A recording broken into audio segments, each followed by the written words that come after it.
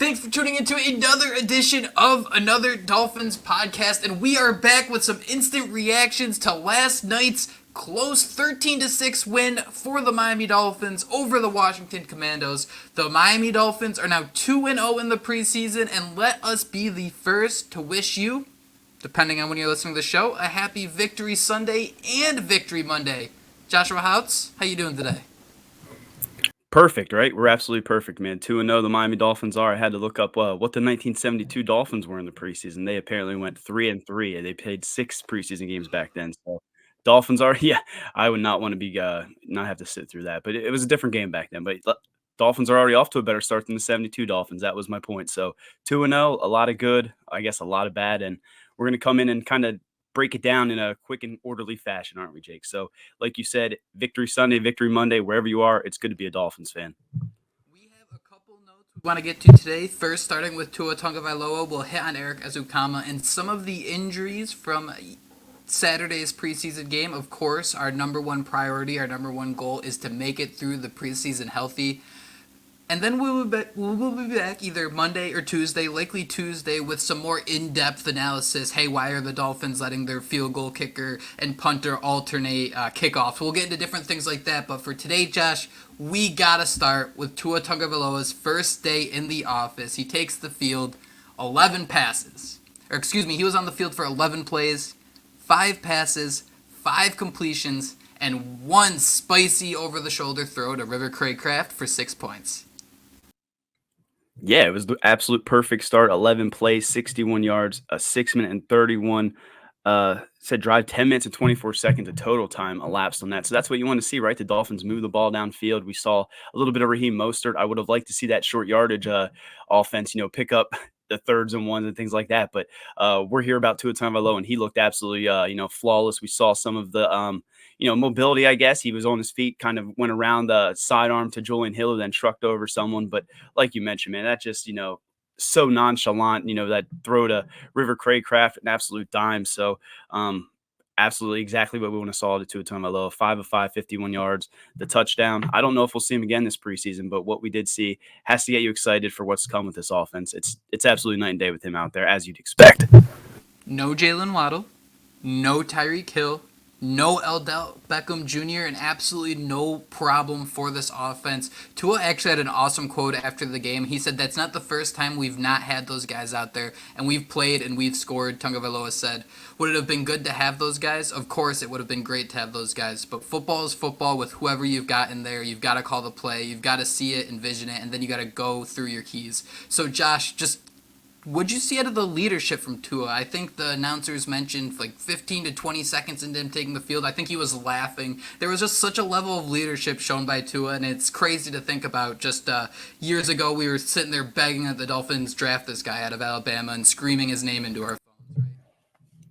Yeah, tears coming out of our eyes, grown men, tank for Tua, all that stuff. I mean, it seems, and then, it seemed like a whole black cloud was going to hang over this thing. It didn't seem like everything was going to go as planned, and we somehow, roses will rise again. I think that's what Tua Tagovailoa said or something like that. So it's crazy, the transformation, but it did look like an entirely different offense with him out there, as you expect. You mentioned him laughing, joking around. We see the leadership.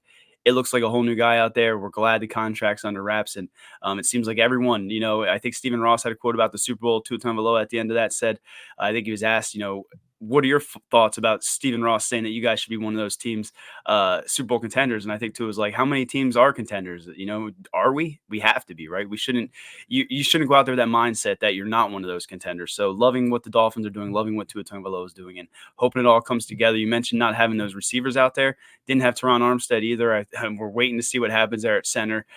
So not anywhere close to this offense. We'll see week 1, and that's why you got to be excited, because they went, again, marched down the field flawlessly. But what a call on 4th and 2. We got to talk about that. I think you mentioned it being 4th and 2. You probably just said it in passing, but dude, they could not run the ball and pick up that short yardage. And then on 4th and 2, Tua just drops back and basically hands the ball to River Craycraft, 15, 20 yards down the field. That's something we're going to have to just accept for the entire Mike McDaniel era. This is going to be a team that's going to run the ball, throw the ball on these short yardage situations. We saw Jonnu Smith get involved in, that intermediate range, 10 yards near the line of scrimmage. that kind of screams like what the Dolphins are going to try to do in those situations, especially when you have scenarios where Raheem Mostert, Devon Achane aren't getting those short yards. Yeah, he was coming in motion and things like that. Things of what you saw him doing in Tennessee and a little bit in Arizona. So I think John Smith's going to be, and I think we talked about, he's going to be that true, piece that unlocks this offense. And excited to see what happens when Odell Beckham Jr. is out there. I think he was trying to catch passes pregame from Tyreek Hill, who has a freaking rocket. Don't want to speak that into existence. They might have a trick play up their sleeves, but yeah, man, this offense is far from complete, and that's what should have Dolphin fans over the moon excited. Something I want to do better at is mentioning some of the comments we get on the 560 WQAM YouTube channel, along with some of the mentions we get in our email, AnotherDolphinsPodcast@gmail.com. You see it on the ticker at the bottom of the screen. I know it's a little long. I apologize. Jordan Murray actually had a slogan, Josh, where if we get into the t-shirt business, in Eichenberg, we trust Ish. Like, when we think about the fact that, Aaron Brewer is out for an injury, I think we're in a situation where we hit on it in the preview that just despite that the Dolphins might have 3 centers on the depth chart, doesn't mean that's how things are going to shape up once we get to the regular season. Liam Eichenberg listed as the starting right guard. He was there snapping the ball to Tua, so shout out Jordan, because I think that's it. In Eichenberg, we trust Ish. I love that. I mean, in Eichenberg, we trust us. We can start hashtagging that. And I mean, that's where we're at, right? I mean, we like him at guard. We do not. I mean, I personally am a little queasy seeing him at center, but you can do worse than Liam Eichenberg, as we've seen in years past. Tua Tagovailoa speaks glowingly of him, and really that's all that matters. So, yeah, I love that. In Eichenberg, we trust Ish.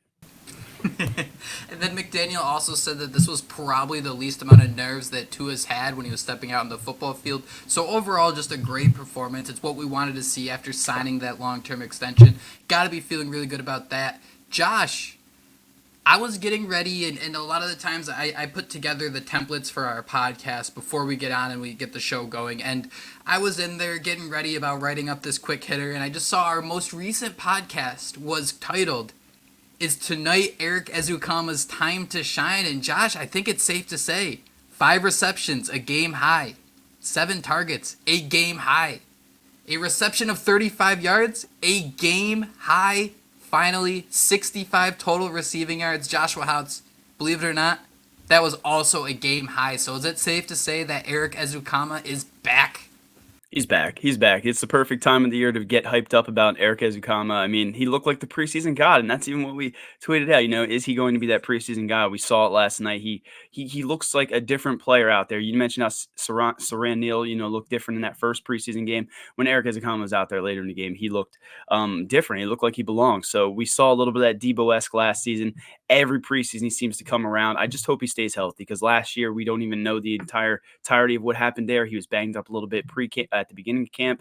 Not sure the entirety there. So if he can stay healthy, with Odell Beckham Jr. potentially starting on the PUP list, I have no issue with the 6'2" Erik Ezukanma with the potential that he's shown throughout his career, the preseason guy that he's been doing this. I just don't know where you go from there, right? Malik Washington, we want to see him stick. River Craycraft looks like an absolute wildebeest. Braxton Berrios is dropping passes. So some decisions to be made for the Miami Dolphins. I also want to mention he also had a carry for 6 yards, which, sick, that sounds great, but when you realize that it was blown up behind the line of scrimmage for like an 8-yard loss, and then he shimmied and shaked like Malik Washington did last week to get it into a 6-yard gain. Josh, this is something I think we're going to talk a lot about this week, but my God, when you see Erik Ezukanma play like this, and then you have Braxton Berrios in the back of the end zone dropping a touchdown pass, man, are those the winds of change? Are we gonna have to rethink what we're feeling about this wide receiver group, about what we were thinking about that 53-man roster? Maybe, but I think this is why we do what we do, right? We come on and reactionary. This is our hangover, and we're all like, okay, now we're all on Erik Ezukanma, And I think we've even talked about maybe moving on from Braxton Berrios if a team wanted him and his skill set at return man. I think that might be why they're maybe showcasing Malik Washington a little bit. But yeah, these are the things that happen in preseason that could, change things. We do have to mention that the ball was tipped, that Berrios dropped, and it hit him in the chest, but it still looked like a ball that he probably should have caught. And yeah, I do think that those little things that at the end of the day could be a big difference for some of these guys. Was there anything else offensively, Jake, that really stuck out to you? I mean, I think I we were both pretty hyped about Jalen Wright coming into this one. He was almost our Chop Robinson in the sense where in week one we were all hyped. What's Chop Robinson gonna do? What's Mo Kamara gonna do? Went. Today they showed up in this one. We'll talk about it later, but we thought Jalen Wright was gonna go out there and be that bell cow. It was more of the Chris Brooks show, which we wanted to see him. I thought maybe Jeff Wilson would get more involved. That's really all I want to talk about, that running back unit, because that's a unit where some of those guys, a Salvon Ahmed, they're not. I would rather keep up Chris Brooks, is what I'm saying, in long.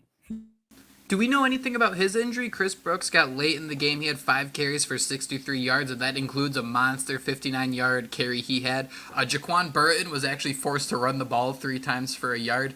Brooks walked off the field. I think you could hear him yell. I think it sounded like he got, I don't want to speculate, maybe a pinch or something, but I don't think that seemed like a long-term injury. Mike McDaniel, following the game, said he wasn't aware of any quote-unquote major injuries. I'm not necessarily sure what that means, but Josh, did you see anything outside of the just kind of the generic when it came to Chris Brooks and the injury?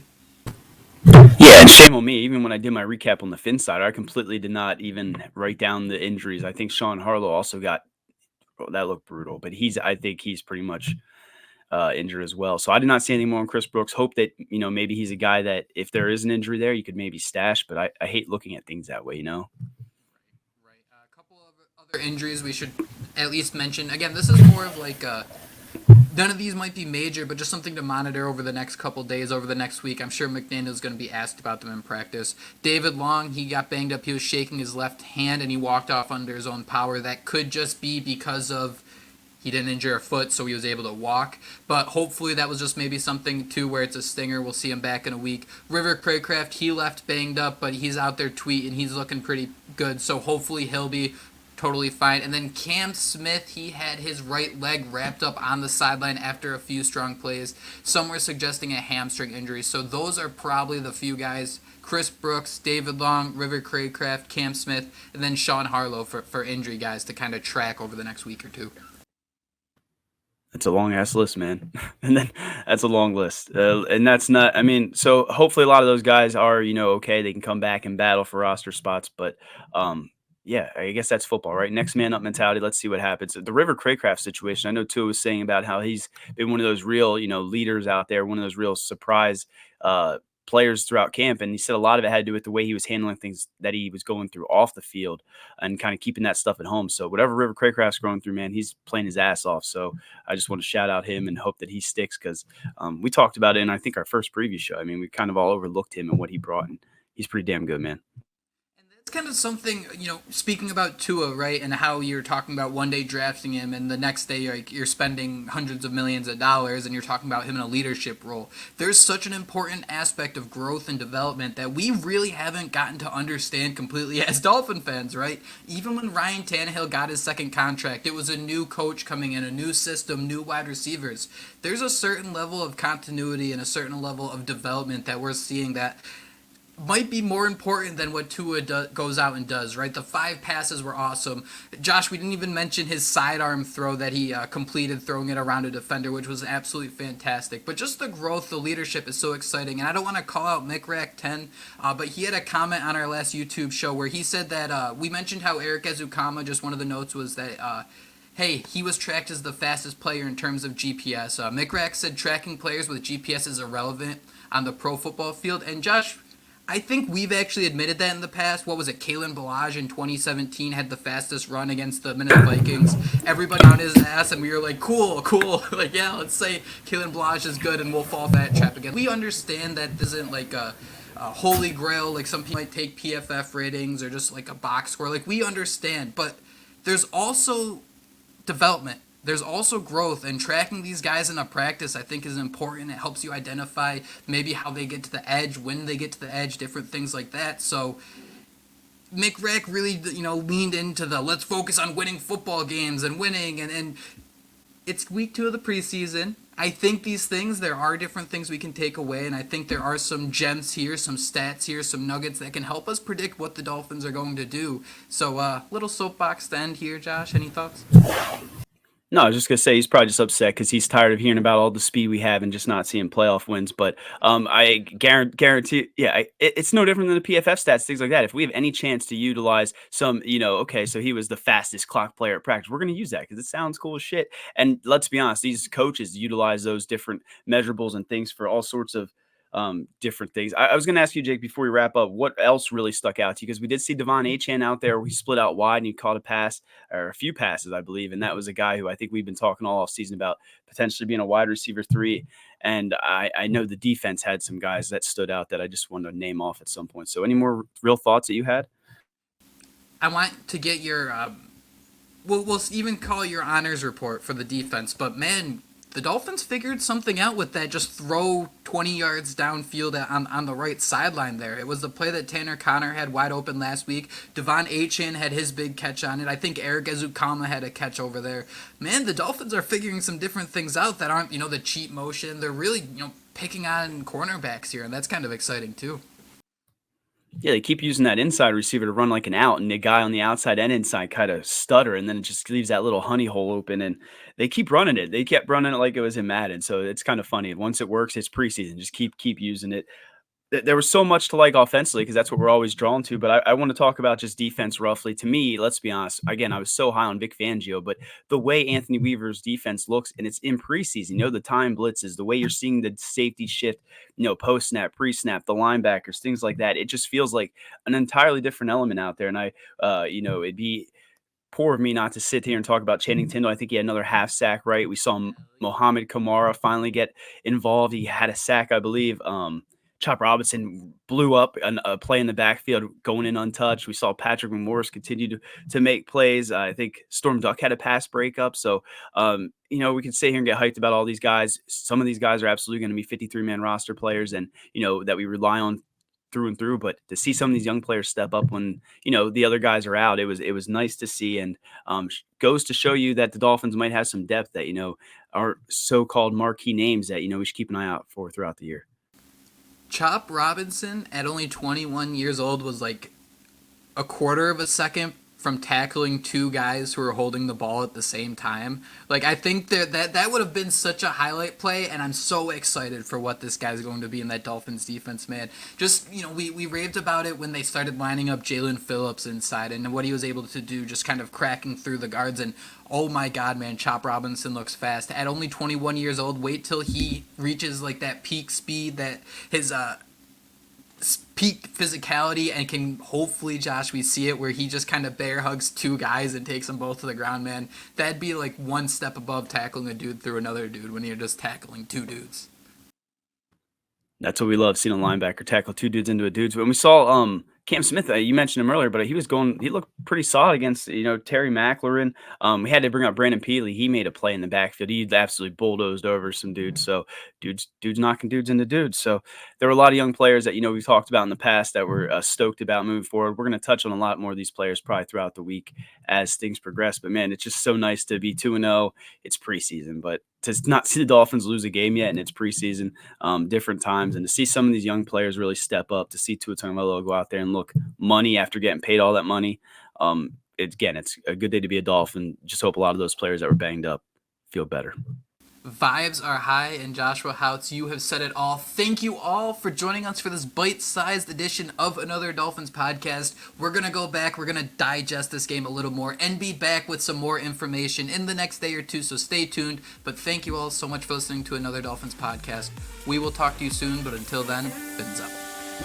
Fins up.